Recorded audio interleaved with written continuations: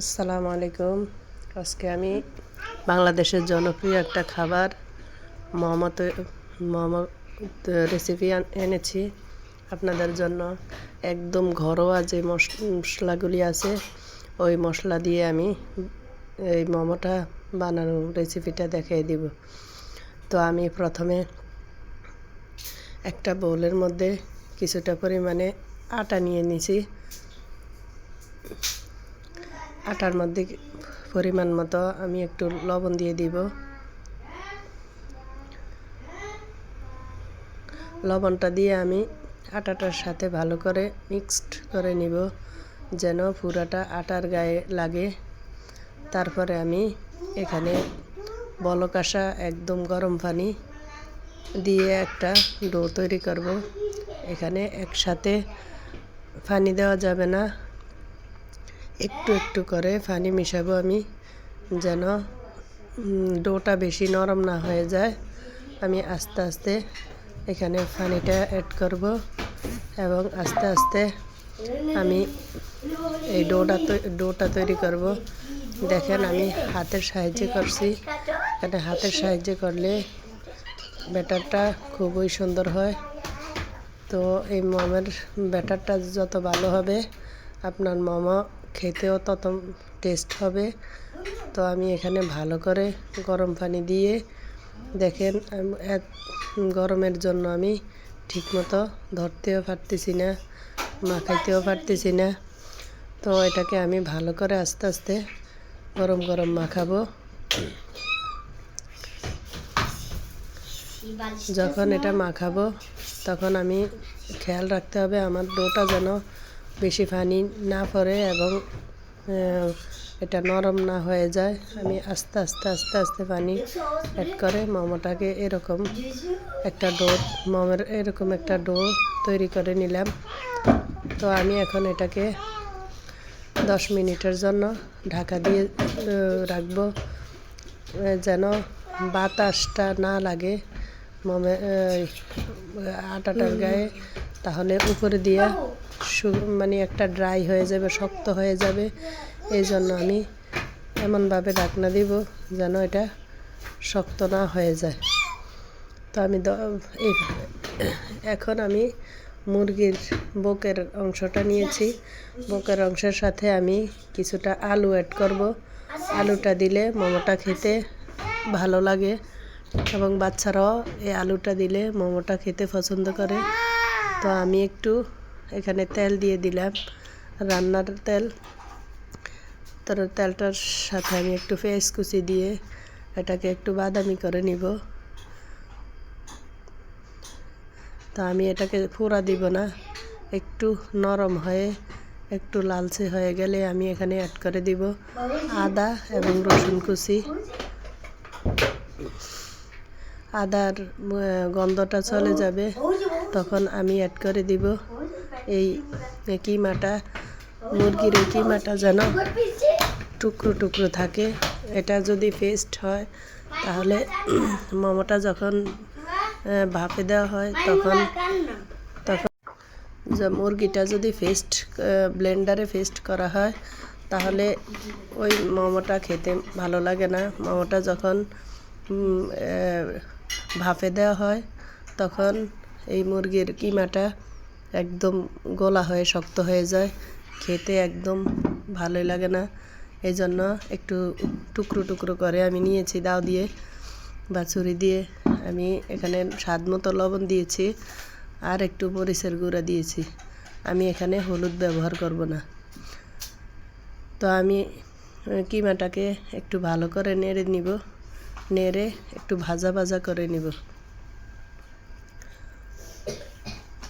যখন আমার এটা ভাজা ভাজা হয়ে আসবে তখন আমি একটু জিরার গুঁড়ি দিয়ে দিছি আর গরম মশলার গুঁড়ি দিয়ে দিছি।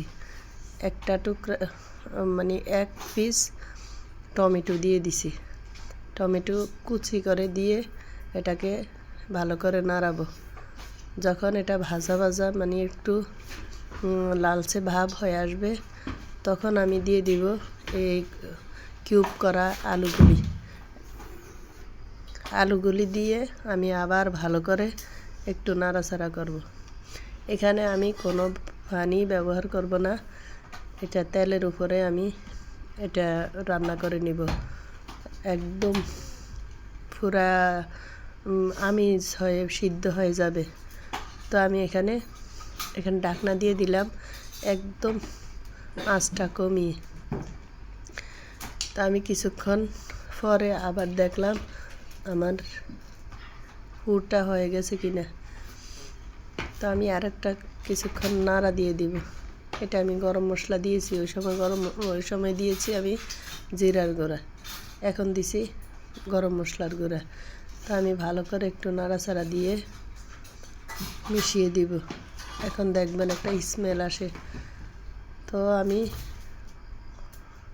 এই মোমোর পুরটা হবে একটু সফট এবং আঠালো, হালকা একটু আঠালো, তখন মোমোর বানাতে খুব সুন্দর হয়। তো আমি ওইভাবে বানিয়ে নিব। দেখেন আমার পুরটা ফ্রাই হয়ে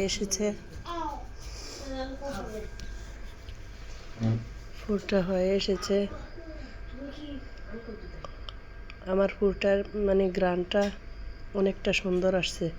তো আমার পুরটা মানে হয়ে আসলো, একটু একটু মনে হয় যেন শক্ত শক্ত আছে। এটাকে আমি সফট করে নিব, অল্প একটু পানি দিয়ে এটাকে একদম ভালো করে সিদ্ধ করে নিব। তা আমি আবার এটাকে ঢাকা দিয়ে দিলাম।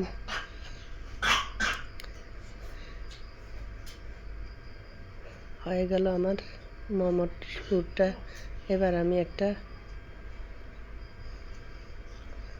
এই যে দেখেন কত সুন্দর হয়েছে। এবার আমি একটা বাটিতে ঢেলে নিব পুরটাকে। যারা না খাইছেন একবার এভাবে বানিয়ে খেয়ে দেখবেন, অনেক টেস্ট হয়, স্বাদে ভরপুর। তেল না খেয়ে এভাবে বাচ্চাদেরকে মোমো তৈরি করে দিবেন স্বাস্থ্যকরভাবে, আর অসুস্থ হবে না। তো আমার ডোটা এবার আমি বেলে নিব। আমি ছোট ছোট করে লেচি কেটে নিব, একদম ছোট ছোট হতে হবে যেন বড় না হয়। একটা লেচি দিয়ে আমি একটা রুটি বানাবো, ওই রুটিটা দিয়ে আমি মোমো তৈরি করব। মোমের কয়েকটা ডিজাইন আমি করে দেখাবো, আপনারা দেখে নেন। তো এই মোমের সস দিয়েও খাওয়া যায়, কিন্তু আমার বাসায় সস ছাড়া এইভাবে খেতে পছন্দ করে, এই জন্য আমি মোমের সসটা তৈরি করব না। দেখেন আমি কয়েকটা ডিজাইন করে দেখাচ্ছি আপনাদেরকে। আমি ছোট ছোট করে কয়েকটা রুটি বেলে নিব আগে। দেখেন পাতলা করে রুটিটা বেলে নিচ্ছি।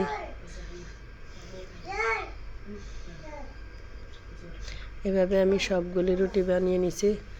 তো এখন আমি ডিজাইনগুলি দেখিয়ে দিব।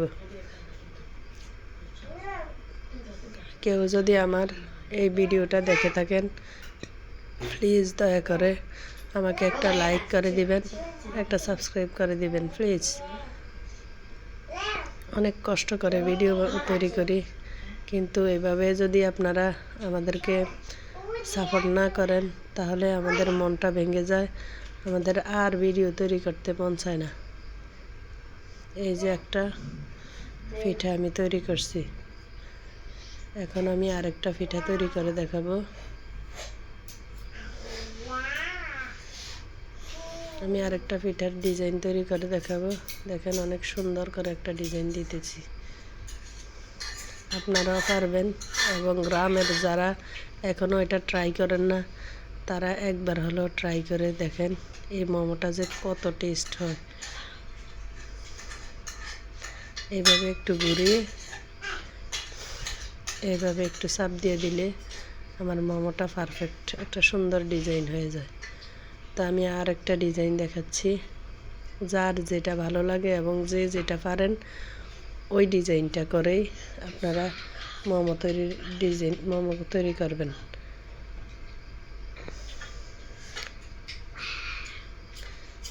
এখানে আমি আরেকটা ডিজাইন তৈরি করছি। দেখেন এই শাড়ির কুচির মতো করে কুচি দিতেছি। দেখলেই শিখবেন, আসলে বুঝে দেওয়ার মতো কিছু নেই, শুধু একটু নজর দিলে খেয়াল করলে বোঝা যায় যে এটা যে কত পারফেক্ট। এই যে হয়ে গেছে, দেখেন আরেকটা ডিজাইন আরেকবার বানিয়ে দেখাই, একটু খেয়াল রাখেন, ইনশাল্লাহ আপনারাও পারবেন। এই নাস্তাটা আসলে স্বাস্থ্যকর একটা নাস্তা, এটা ছোট বড় সবাই খেতে পারে।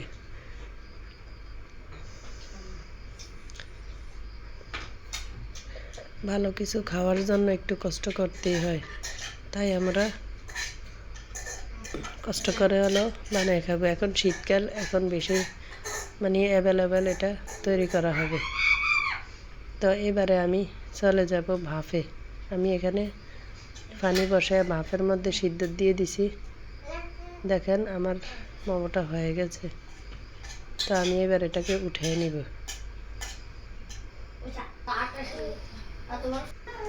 তো আমি এক টান দিয়ে দিছি, আবার আমি আরেকবার মোমো দিতেছি ভাপে।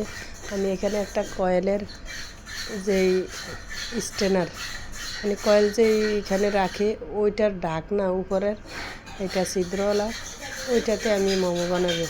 আর সরাসরি যদি এখানে টিনের পাত্রটা মোমো দেওয়া হয় তাহলে আটকিয়ে যাবে। এই দেখেন আমার মোমোগুলো হয়ে গেছে কত সুন্দর পারফেক্ট, মাশাআল্লাহ। সবাই দোয়া করবেন আমার জন্য। আল্লাহ হাফেজ।